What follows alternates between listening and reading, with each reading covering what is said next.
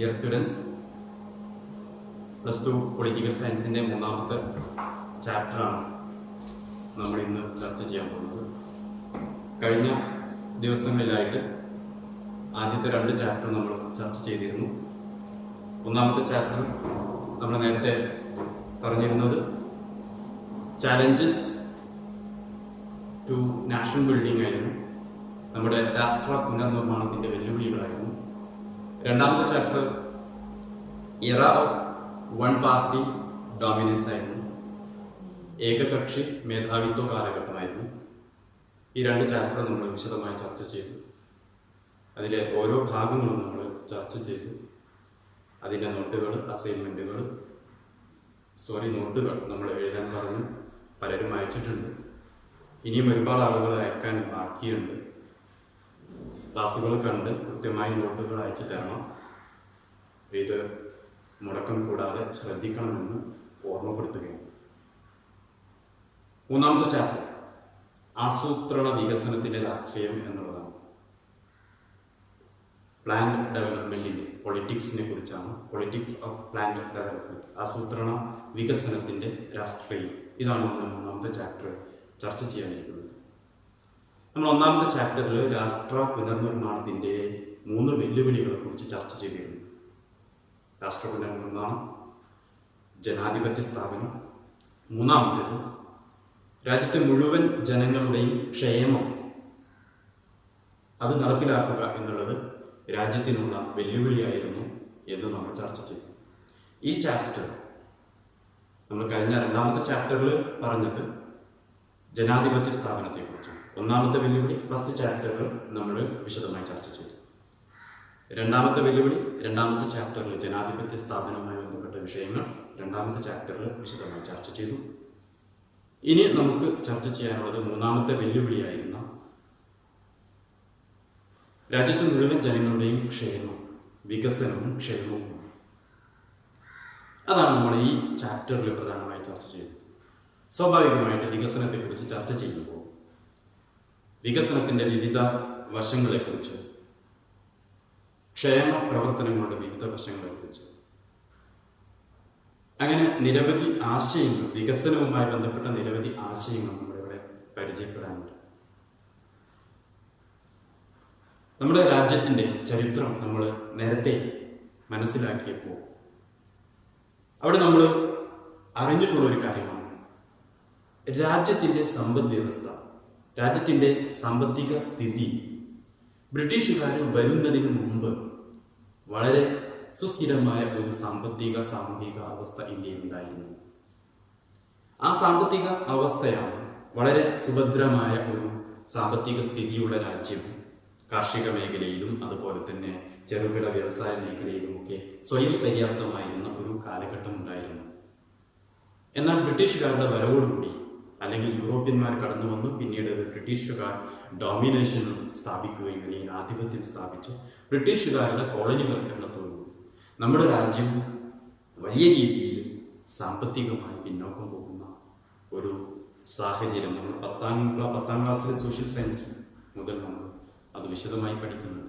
നമ്മുടെ സമ്പത്ത് പരമാവധി ചോർത്തിയെടുത്ത് നമ്മുടെ രാജ്യത്തിൻ്റെ പരമാവധി മേഖലകളിലെല്ലാം, കാർഷിക വ്യാവസായിക മേഖലകളിലെല്ലാം തകർച്ചയുടെ വക്കിലേക്ക് എത്തിച്ചുകൊണ്ടാണ് ബ്രിട്ടീഷുകാരിൽ നിന്ന് പടിയിറങ്ങുന്നത്.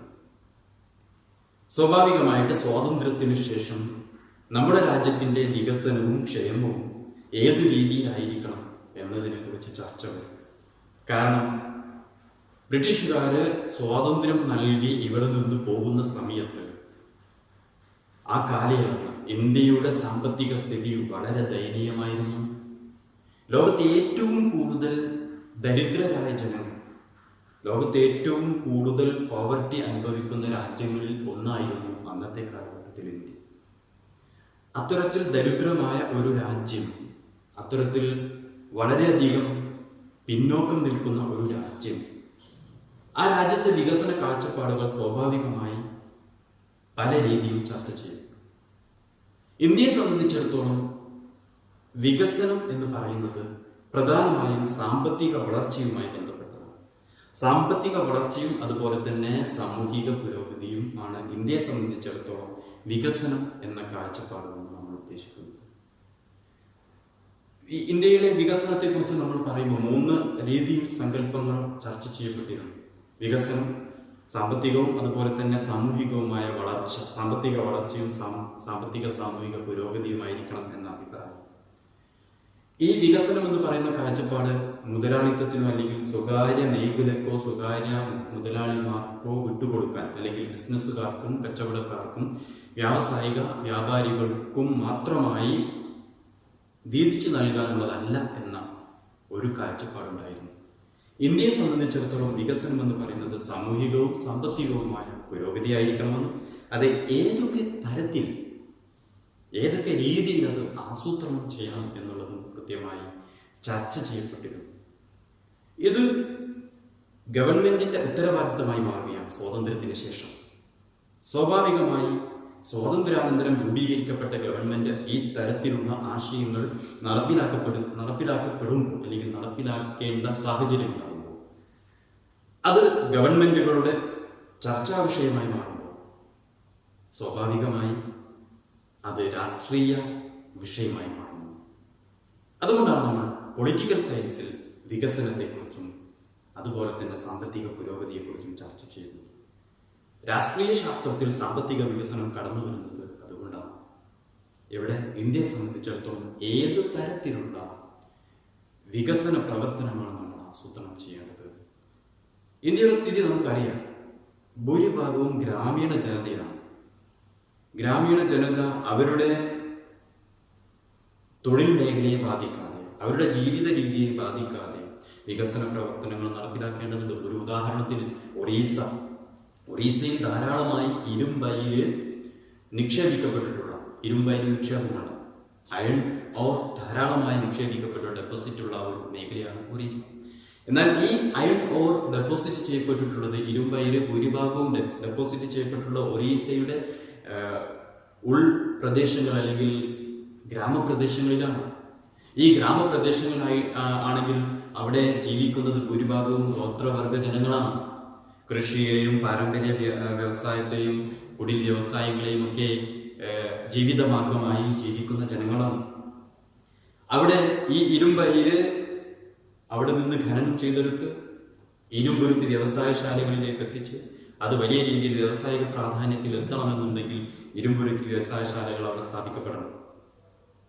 അമേരിക്കൻ കമ്പനികളും മറ്റും യൂറോപ്യൻ കമ്പനികളും അവിടെ സ്ഥാപിക്കാൻ തയ്യാറാവുമ്പോൾ അവിടുത്തെ സ്വാഭാവികമായ വാസസ്ഥലത്തിന്, സ്വാഭാവികമായ അവരുടെ ആവാസ വ്യവസ്ഥയ്ക്ക് അത് തടസ്സം നേരിടുന്നു. ഗ്രാമീണ ജനത അവരുടെ കൃഷിയും അതുപോലെ തന്നെ അവരുടെ ഗ്രാമീണ ജീവിതത്തിന് പ്രയാസം നേരിടുന്നു. അപ്പൊ വികസനം എന്ന് പറയുന്ന ആശയം നടപ്പിലാക്കുമ്പോൾ എല്ലാ തരത്തിലുള്ള, എല്ലാ ഭാഗങ്ങളിലുമുള്ള, എല്ലാ മേഖലകളിലുമുള്ള വിവിധ വിഷയങ്ങൾ ചർച്ച ചെയ്യപ്പെടേണ്ടതുണ്ടാകും. ഇന്ത്യയെ സംബന്ധിച്ചിടത്തോളം ഇവിടെയാണ് നമ്മുടെ വികസനം ആസൂത്രണം ചെയ്യപ്പെടേണ്ട, അല്ലെങ്കിൽ ഏത് തരത്തിലുള്ള വികസനമാണ്, ഏത് തരത്തിലുള്ള വികസന പ്രവർത്തനങ്ങളാണ്, ക്ഷേമ പ്രവർത്തനങ്ങളാണ് ഇന്ത്യയിൽ നടപ്പിലാക്കേണ്ടത്, അത് ചർച്ച ചെയ്യപ്പെടേണ്ടത് ഏത് രീതിയിലാണ്, അത് നടപ്പിലാക്കപ്പെടേണ്ടത് ഏത് രീതിയിലാണ് എന്നത് ചർച്ചാ വിഷയമാകുന്നത്. ഇവിടെ ഇന്ത്യക്ക് സ്വാതന്ത്ര്യം ലഭിക്കുന്ന സമയത്ത് ലോകത്ത് 2 വികസന മാതൃകകളാണ് നിലവിലുണ്ടായിരുന്നത്. ഒന്ന് മുതലാളിത്ത സമ്പദ് വ്യവസ്ഥയും രണ്ടാമത്തേത് സോഷ്യലിസ്റ്റ് സമ്പദ് വ്യവസ്ഥയും. മുതലാളിത്ത മാതൃകയും സോഷ്യലിസ്റ്റ് മാതൃകയും. ഇതിലൊന്നാമത്തേത് മുതലാളിത്ത സമ്പദ് വ്യവസ്ഥ. ലോകത്ത് പാശ്ചാത്യ യൂറോപ്യൻ രാജ്യങ്ങളും അമേരിക്കയും ഉൾപ്പെടെയുള്ള വലിയ വികസിത രാജ്യങ്ങളും പിൻപറ്റിയിരുന്നത് മുതലാളിത്ത സമ്പദ് വ്യവസ്ഥയായിരുന്നു. ഈ മുതലാളിത്ത സമ്പദ് വ്യവസ്ഥയ്ക്ക് ചില പ്രത്യേകതകളുണ്ടായിരുന്നു. മുതലാളിത്ത സമ്പദ് വ്യവസ്ഥ സ്വകാര്യ മേഖലയ്ക്കാണ് പ്രാധാന്യം നൽകുന്നത്. സ്വകാര്യ മേഖലയ്ക്കാണ് മുതലാളിത്ത സമ്പദ് വ്യവസ്ഥ പ്രാധാന്യം നൽകുന്നത്. ഇവിടെ നമ്മൾ മനസ്സിലാക്കേണ്ടത് മുതലാളിത്ത സമ്പദ് വ്യവസ്ഥയും അതുപോലെ തന്നെ സോഷ്യലിസ്റ്റ് സമ്പദ് വ്യവസ്ഥയും തമ്മിൽ താരതമ്യം ചെയ്ത് പരീക്ഷയ്ക്ക് ചോദിക്കാറുണ്ട്. അപ്പോൾ അതുകൊണ്ട് അത് മനസ്സിലാക്കി വെക്കുക. മുതലാളിത്ത സമ്പദ് വ്യവസ്ഥ പ്രാധാന്യം നൽകുന്നത് സ്വകാര്യ മേഖലയ്ക്കാണ്. മുതലാളിത്ത സമ്പദ് വ്യവസ്ഥയിൽ ഉൽപാദനം, വിതരണം തുടങ്ങിയ സാമ്പത്തിക പ്രവർത്തനങ്ങൾ നിയന്ത്രിക്കുന്നതും ഉടമസ്ഥപ്പെടുത്തുന്നതും മുതലാളിത്ത മേഖലയാണ്, അല്ലെങ്കിൽ സ്വകാര്യ മേഖലയാണ്. Production, distribution etc. are owned and controlled by private sector. സ്വകാര്യ മേഖലയാണ് അതിന് നേതൃത്വം കൊടുക്കുന്നത്.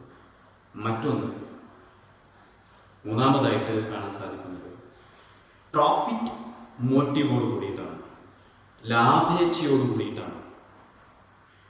സ്വകാര്യ മേഖലയിൽ കമ്പനികൾക്ക് അല്ലെങ്കിൽ സ്വകാര്യ സ്ഥാപനങ്ങൾ ലാഭേച്ഛയോട് കൂടിയിട്ടാണ് മുതലാളിത്ത സമ്പദ് വ്യവസ്ഥ പ്രവർത്തിക്കുന്നത്. Their main aim is profit motive. ലാഭേച്ഛയാണ് ഇവിടെ പ്രധാനപ്പെട്ട സ്ലോഗൻ അല്ലെങ്കിൽ മുഖമുദ്ര എന്ന് പറയുന്നത്. ഈ സമ്പദ് വ്യവസ്ഥ പിൻപറ്റുന്ന രാജ്യങ്ങൾ നമ്മൾ പരിശോധിച്ചാൽ അമേരിക്ക, അതായത് അതിന് ഉദാഹരണമാണ് അമേരിക്ക, ഇംഗ്ലണ്ട്, ഫ്രാൻസ് തുടങ്ങിയിട്ടുള്ള രാജ്യങ്ങളെല്ലാം മുതലാളിത്ത സമ്പദ് വ്യവസ്ഥ പിന്തുടരുന്ന രാജ്യങ്ങളാണ്. രണ്ടാമത് നമ്മൾ പറയുന്നത് സോഷ്യലിസ്റ്റ് സമ്പദ് വ്യവസ്ഥയാണ്. സോഷ്യലിസ്റ്റ് സമ്പദ് വ്യവസ്ഥ അവിടെ പ്രാധാന്യം നൽകുന്നത് പബ്ലിക് സെക്ടറിനാണ്, പൊതു മേഖലക്കാണ് അവിടെ പ്രാധാന്യം നൽകുന്നത്. സോഷ്യലിസ്റ്റ് സമ്പദ് വ്യവസ്ഥയിൽ production and distribution are owned and controlled by public sector. പൊതു ഉടമസ്ഥതയിലാണ്, അതായത് ഉൽപാദന വിതരണ ഉപാധികൾ പൂർണ്ണമായും പൊതു ഉടമസ്ഥതയിലായിരിക്കും നിലനിൽക്കുന്നത്. ഇതാണ് സോഷ്യലിസ്റ്റ് സമ്പദ് വ്യവസ്ഥയുടെ രണ്ടാമത്തെ പ്രത്യേകത. ഇവര് സോഷ്യലിസ്റ്റ് സമ്പദ് വ്യവസ്ഥ സാമൂഹ്യക്ഷേമത്തിനാണ്. Social welfare is the main motive of socialist economy. Socialist സമ്പദ് വ്യവസ്ഥയുടെ പ്രധാനപ്പെട്ട അവരുടെ എയിം എന്ന് പറയുന്നത്, ലക്ഷ്യം എന്ന് പറയുന്നത് സോഷ്യൽ വെൽഫെയർ ആണ്, സാമൂഹ്യക്ഷേമമാണ്. ഉദാഹരണത്തിന് പറഞ്ഞാൽ സോവിയറ്റ് യൂണിയൻ, ഇപ്പോൾ സോവിയറ്റ് യൂണിയൻ ഇല്ല, റഷ്യ, നേരത്തെ ഉണ്ടായിരുന്ന സോവിയറ്റ് യൂണിയൻ, ചൈന, അതുപോലെ തന്നെ ക്യൂബ തുടങ്ങിയ രാജ്യങ്ങളെല്ലാം സോഷ്യലിസ്റ്റ് സമ്പദ് വ്യവസ്ഥ പിന്തുടർന്ന രാജ്യങ്ങളാണ്. ഈ രണ്ട് വികസന മാതൃകകളാണ് ലോകത്ത് നിലനിന്നിരുന്നത്. ഇന്ത്യ സ്വാതന്ത്ര്യം നേടുന്ന ആ കാലയളവിൽ ഈ രണ്ട് വികസന മാതൃകകളാണ് നിലനിന്നിരുന്നത്. ഈ രണ്ട് വികസന മാതൃകകളിൽ ഏത് സ്വീകരിക്കണം എന്നതിനെ കുറിച്ചായിരുന്നു ലോകത്തെ പല രാജ്യങ്ങളും ചർച്ച ചെയ്തിരുന്നത്. പ്രത്യേകിച്ച് ഈ രണ്ട് ചേരികളിൽ നിന്നും, ഇത് നമ്മൾ മുമ്പ് മനസ്സിലാക്കിയത് രണ്ട് അധികാര ചേരികളായിട്ട് തന്നെ രണ്ടാം ലോക യുദ്ധ കാലഘട്ടത്തിൽ അതിനുശേഷം നടന്നിരുന്ന ലോകത്ത് സോഷ്യലിസമാണ് ലോകത്തെ ഏറ്റവും മികച്ച സംവിധാനം എന്ന് അവകാശപ്പെട്ട് സോഷ്യലിസ്റ്റ് വക്താക്കൾ, സോഷ്യലിസത്തിന്റെ വക്താക്കൾ അതിലേക്ക് രാജ്യങ്ങളെ ആകർഷിച്ചുകൊണ്ടിരുന്നു. മുതലാളിത്തമാണ് ഏറ്റവും മികച്ച സംവിധാനം എന്ന് പ്രചരിപ്പിച്ചുകൊണ്ട് പുതിയതായി സ്വാതന്ത്ര്യം നേടുന്ന രാജ്യങ്ങളിലേക്ക് മുതലാളിത്ത സമ്പദ് വ്യവസ്ഥയിലേക്ക് ആകർഷിക്കാനുള്ള നടപടികൾ അവരും ആലോചിക്കുന്നുണ്ടായിരുന്നു. എന്നാൽ ഇന്ത്യയെ പോലെയുള്ള പുതിയതായി സ്വാതന്ത്ര്യം നേടി വരുന്ന ചില രാജ്യങ്ങൾ, അതിന് പ്രധാനമായും ഇന്ത്യ തന്നെ, ഇന്ത്യ ഈ രണ്ട് സമ്പദ് വ്യവസ്ഥകളിൽ നിന്നും ഇന്ത്യ സ്വീകരിക്കുന്നത്, ഇതിന്റെ രണ്ടിന്റെയും നല്ല വശങ്ങൾ സ്വീകരിക്കുകയാണ് ഇന്ത്യ ചെയ്തത്. ഇന്ത്യ സ്വീകരിച്ചത് മിശ്ര സമ്പദ് വ്യവസ്ഥ എന്ന് പറയുന്ന ഒരു സാമ്പത്തിക സംവിധാനത്തെയാണ്. മിശ്ര സമ്പദ് വ്യവസ്ഥ, മിക്സഡ് എക്കോണമി. എന്താണ് മിക്സഡ് എക്കോണമി? മുതലാളിത്തത്തിന്റെയും സോഷ്യലിസത്തിന്റെയും നല്ല വശങ്ങളെ സ്വീകരിക്കുകയും മുതലാളിത്തത്തിന്റെയും സോഷ്യലിസത്തിന്റെയും ചീത്ത വശങ്ങളെ അല്ലെങ്കിൽ ആവശ്യമില്ലാത്ത വശങ്ങളെ പുറന്തള്ളിക്കൊണ്ടുമുള്ള ഒരു സമ്പദ് വ്യവസ്ഥയാണ് ഇന്ത്യ സ്വീകരിച്ചത്. അതിന് നമ്മൾ മിശ്ര സമ്പദ് വ്യവസ്ഥ എന്ന് പറയുന്നു. ഇവിടെ മിശ്ര സമ്പദ് വ്യവസ്ഥയിൽ ഒരേ സമയം സ്വകാര്യ മേഖലയ്ക്കും പൊതുമേഖലയ്ക്കും പ്രാധാന്യമുണ്ട്. ഒരേ സമയം ലാഭേച്ഛയോടുകൂടിയും അതുപോലെ തന്നെ സാമൂഹ്യ സേവനത്തിനും, എന്നാൽ സാമൂഹ്യ വികസനത്തിന് സോഷ്യൽ വെൽഫെയർ, സാമൂഹ്യക്ഷേമത്തിന് പ്രാധാന്യം നൽകുന്നു. ഇതിൽ ഏറ്റവും കൂടുതൽ പ്രാധാന്യം സോഷ്യൽ വെൽഫെയറിനാണ്, സാമൂഹ്യക്ഷേമത്തിനാണ്. അപ്പൊ ഇവിടെ ഇന്ത്യ സ്വീകരിച്ചത് ആ ഒരു നയമാണ്. അതിന് നമ്മൾ കൃത്യമായ ഒരു ആസൂത്രണ പദ്ധതി നമ്മൾ കൊണ്ടുവന്നു. സ്വാതന്ത്ര്യത്തിന് ശേഷം ഈ രണ്ട് മുതലാളിത്തത്തെയും അതുപോലെ തന്നെ സോഷ്യലിസത്തെയും അതിൻ്റെ നല്ല വശങ്ങൾ സ്വീകരിച്ചു, ചീത്ത വശങ്ങളെ മാറ്റി നിർത്തിക്കൊണ്ടുള്ള ഒരു പുതിയ സമ്പദ് വ്യവസ്ഥയ്ക്ക് ഇന്ത്യ രൂപം കൊടുത്തു. ലോകത്തിന് ഇന്ത്യയുടെ സംഭാവനയാണ് ശരി യഥാർത്ഥത്തിൽ പറഞ്ഞാൽ ഈ മിക്സഡ് എക്കോണമി എന്ന് പറയുന്നത്.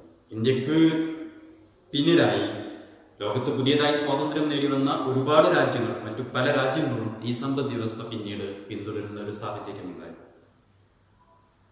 ഇന്ന് നമ്മുടെ രാജ്യത്ത് ഉണ്ടായിട്ടുള്ള വികസന പ്രവർത്തനങ്ങളുടെയും ക്ഷേമ പ്രവർത്തനങ്ങളുടെയും എല്ലാം അടിസ്ഥാനം അന്ന് സ്വാതന്ത്ര്യത്തിന്റെ ശേഷം ആ കാലയളവിൽ നമ്മുടെ ഭരണകൂടങ്ങൾ, നമ്മുടെ ഭരണാധികാരികൾ തെരഞ്ഞെടുത്ത ഈ സംവിധാനമാണ് മിശ്ര സമ്പദ് വ്യവസ്ഥ. അതിന് പ്രാധാന്യം കൊടുത്തുകൊണ്ടുള്ള സമ്പദ് വ്യവസ്ഥ നമ്മൾ ആസൂത്രണം ചെയ്തതുകൊണ്ടാണ് ഇന്ത്യക്ക് ഒരു വലിയ രീതിയിൽ അടിത്തറയുണ്ടാക്കാൻ സാധിച്ചത്. വലിയ വാദങ്ങൾ, വ്യത്യസ്തമായ അഭിപ്രായ വ്യത്യാസങ്ങളും വാദങ്ങളും ഉണ്ടായിരുന്നു. ഇന്ത്യയെ സംബന്ധിച്ചിടത്തോളം നമ്മൾ സ്വീകരിക്കേണ്ടത് മുതലാളിത്ത സമ്പദ് വ്യവസ്ഥയാണ് എന്ന് അവകാശപ്പെടുന്ന ഒരു വിഭാഗം ഉണ്ടായിരുന്നു. നവ ലിബറൽ ചിന്താഗതി, നവലിബറൽ മുതലാളിത്തം. എന്നാൽ ഇന്ത്യയുടെ വികസനത്തിനും പുരോഗതിക്കും ഏറ്റവും അഭികാമ്യമായത് സോഷ്യലിസ്റ്റ് സമ്പദ് വ്യവസ്ഥയാണ് എന്ന് അവകാശപ്പെടുന്ന സോഷ്യലിസ്റ്റ് ചിന്താഗതിക്കാരും ഉണ്ടായിരുന്നു. അവിടെയാണ് ഇന്ത്യ ഇതിന്റെ രണ്ടിന്റെയും ഇടയിലുള്ള ഒരു മിതമായ രീതി സ്വീകരിച്ചുകൊണ്ട് നമ്മുടെ രാജ്യത്തെ വികസനങ്ങൾക്ക് നേതൃത്വം കൊടുക്കുന്നത്. അപ്പൊ ഈ പരീക്ഷയ്ക്ക് ഈ 3 സമ്പദ് വ്യവസ്ഥകളെ കുറിച്ച് നമുക്ക് മനസ്സിലാക്കി പഠിച്ച് എഴുതാനുണ്ടാകാറുണ്ട്. അതുകൊണ്ട് ചോദ്യങ്ങൾ ഉണ്ടാവാറുണ്ട്, ശ്രദ്ധിക്കുക. മുതലാളിത്ത സമ്പദ് വ്യവസ്ഥ, സോഷ്യലിസ്റ്റ് സമ്പദ് വ്യവസ്ഥ, മിശ്ര സമ്പദ് വ്യവസ്ഥ. മിശ്ര സമ്പദ് വ്യവസ്ഥയ്ക്ക് ഉദാഹരണമാണ് ഇന്ത്യ, ഈജിപ്ത്, ദക്ഷിണാഫ്രിക്ക തുടങ്ങിയ രാജ്യങ്ങളൊക്കെ മിശ്ര സമ്പദ് വ്യവസ്ഥ പിന്തുടരുന്ന രാജ്യങ്ങളാണ്. ഇനി ഇത്തരത്തിൽ വികസന ചർച്ചകൾക്ക് ശേഷം നമ്മൾ ഏത് രീതിയിലാണ് നമ്മൾ വികസന പ്രവർത്തനങ്ങൾ നടപ്പിലാക്കിയത്? വികസന പ്രവർത്തനങ്ങൾ നടപ്പിലാക്കാൻ ഒരു ആസൂത്രണ വികസനത്തിനാണ് നമ്മൾ പ്രാധാന്യം നൽകിയത്. പഴയ സോവിയറ്റ് യൂണിയന്റെ മാതൃകയിലുള്ള ആസൂത്രണ വികസനത്തിനാണ് നമ്മൾ പ്രാധാന്യം കൊടുത്തത്. വികസനം കൃത്യമായി ആസൂത്രണം ചെയ്ത് വെൽ പ്ലാൻഡായി ഒരു പ്രീ പ്ലാനിങ്ങോടുകൂടി വികസന പ്രവർത്തനങ്ങൾക്ക് നേതൃത്വം കൊടുക്കാനാണ് ഇന്ത്യ ഗവൺമെന്റ് അന്ന് തീരുമാനിച്ചത്. അതിന് വിവിധ മാർഗങ്ങൾ തേടുകയും അവസാനം നമ്മൾ സോവിയറ്റ് മാതൃക സ്വീകരിച്ചുകൊണ്ട് പഞ്ചവത്സര പദ്ധതികൾ എന്ന പേരിൽ അറിയപ്പെടുന്ന 5 ഇയർ പ്ലാൻ, ആ ഒരു പ്ലാൻ ലോകത്തിന് തന്നെ ആദ്യമായി പഞ്ചവത്സര പദ്ധതി നടപ്പിലാക്കിയത് സോവിയറ്റ് യൂണിയനാണ്. ആ മാതൃക സ്വീകരിച്ചുകൊണ്ട് പഞ്ചവത്സര പദ്ധതിയിലൂടെ പ്ലാനിംഗ് നടപ്പിലാക്കിക്കൊണ്ട് ഒരു ആസൂത്രണ വികസനത്തിനാണ് ഇന്ത്യ പ്രാധാന്യം നൽകിയത്. വികസന പ്രവർത്തനങ്ങൾ കൃത്യമായി 5 വർഷ കാലയളവിലേക്ക് വിവിധ മേഖലകളെ ഓർത്തിണങ്ങിക്കൊണ്ട് ഓരോ പഞ്ചവത്സര പദ്ധതിക്കും ഓരോ പ്രത്യേകമായ ലക്ഷ്യം മുന്നോട്ട് വെച്ചുകൊണ്ടുള്ള ഒരു ആസൂത്രണ പ്രവർത്തനമാണ് ഇന്ത്യ നടപ്പിലാക്കിയത്. ഈ ആസൂത്രണം മുതലുള്ള ഭാഗമാണ് ഇനി നമുക്ക് ചർച്ച ചെയ്യാനുള്ളത്. അത് നമ്മൾ അടുത്ത ക്ലാസ്സിൽ പറയുന്നത്. അപ്പൊ ഇതുവരെ നമ്മൾ പറഞ്ഞത് ഒരിക്കൽ കൂടി ഓർമ്മപ്പെടുത്തുന്നു. ഈ 3ാമത്തെ ചാപ്റ്ററിന്റെ ഒരു ഇൻട്രൊഡക്ഷൻ, ഒരു അവതരണമാണ് നമ്മൾ ആദ്യം, ഒരു ആമുഖമാണ് തന്നത്. അതിനുശേഷം നമ്മുടെ രാജ്യത്ത് സ്വാതന്ത്ര്യം ലഭിക്കുന്ന ആ കാലയളവിൽ ലോകത്ത് ഉണ്ടായിരുന്ന സമ്പദ് വ്യവസ്ഥയെക്കുറിച്ച് നമ്മൾ പറഞ്ഞു. മുതലാളിത്ത സമ്പദ് വ്യവസ്ഥയും സോഷ്യലിസ്റ്റ് സമ്പദ് വ്യവസ്ഥയും. ഇതിൽ രണ്ടിൻ്റെയും നല്ല വശങ്ങളെ ഉൾക്കൊണ്ടുകൊണ്ട് ഇന്ത്യ ഒരു പുതിയ സമ്പദ് വ്യവസ്ഥ സ്വീകരിച്ചു, മിശ്ര സമ്പദ് വ്യവസ്ഥ, മിക്സഡ് എക്കോണമി. ഇതിൻ്റെ കാര്യങ്ങളെക്കുറിച്ചാണ് നമ്മൾ ചർച്ച ചെയ്തത്. ഈ ക്ലാസ്സിലെ നോട്ട് നിങ്ങൾ എഴുതേണ്ടത് ആദ്യം പറഞ്ഞ ഇൻട്രൊഡക്ഷൻ ഒരു ആമുഖം നൽകി നമ്മുടെ ആസൂത്രണത്തിൻ്റെ മുതലാളിത്തം, സോഷ്യലിസം, അതുപോലെ തന്നെ മിശ്ര സമ്പദ് വ്യവസ്ഥ, ഇതിൻ്റെ 3ൻ്റെയും സവിശേഷതകൾ കോളം വരച്ചുകൊണ്ടോ അല്ലെങ്കിൽ ഓരോ സൈഡ് ഹെഡിങ് മുതലാളിത്ത സമ്പദ് വ്യവസ്ഥ, അതിൻ്റെ പോയിന്റുകൾ, സോഷ്യലിസ്റ്റ് സമ്പദ് വ്യവസ്ഥ അതിൻ്റെ പോയിന്റുകൾ, അതുപോലെ തന്നെ മിശ്ര സമ്പദ് വ്യവസ്ഥ അതിൻ്റെ പോയിന്റുകൾ, അങ്ങനെ നോട്ട് തയ്യാറാക്കി അയച്ചു തരിക. ഈ ക്ലാസ്സിൽ ചെയ്യേണ്ട വർക്ക് അതാണ്. എല്ലാവരും ക്ലാസ് നന്നായി ആവർത്തിച്ച് കേട്ട് അതിലെ കാര്യങ്ങൾ മനസ്സിലാക്കി ഈ നോട്ട് തയ്യാറാക്കി അയച്ചു തരിക. നന്ദി.